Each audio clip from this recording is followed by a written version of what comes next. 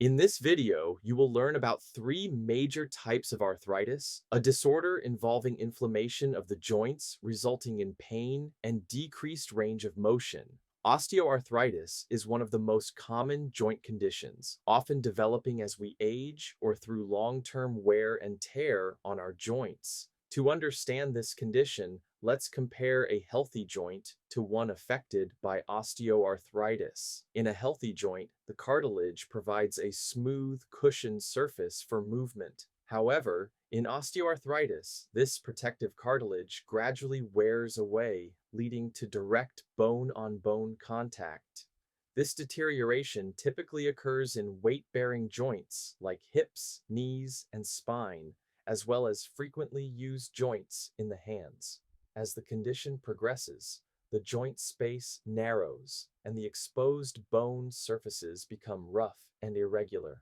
People with osteoarthritis often experience increasing stiffness, especially in the morning or after periods of inactivity, along with pain that worsens with movement or pressure on the joint. The first line of treatment often includes lifestyle changes like regular low impact exercise, such as swimming or walking, maintaining a healthy weight to reduce stress on joints, and using physical therapy to strengthen muscles around the joints. Medications are also commonly used. Non-steroidal anti-inflammatory drugs help reduce pain and inflammation.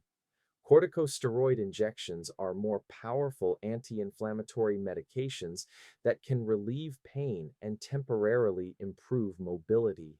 When joints are severely damaged and function is limited, surgical options such as joint replacement can restore mobility.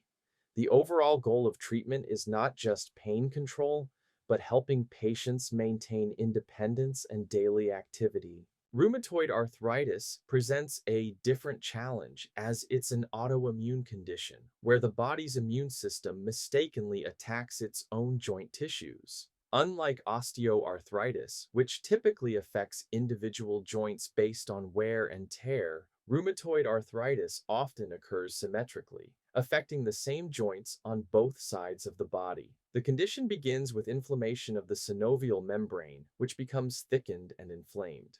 This inflammation leads to the release of substances that can damage the surrounding cartilage and bone.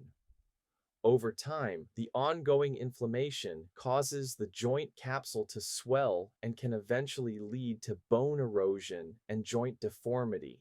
The systemic nature of rheumatoid arthritis means it can also affect other parts of the body, including the heart, lungs, and blood vessels. Early and aggressive treatment is key to slowing disease progression. Disease-modifying anti-rheumatic drugs that suppress the immune system, such as methotrexate, are the cornerstone of therapy as they help prevent joint damage. Newer targeted synthetic antibodies, commonly known as biologic agents, can block specific steps in the immune response. Corticosteroids and non-steroidal anti-inflammatory medications are also used for symptom relief.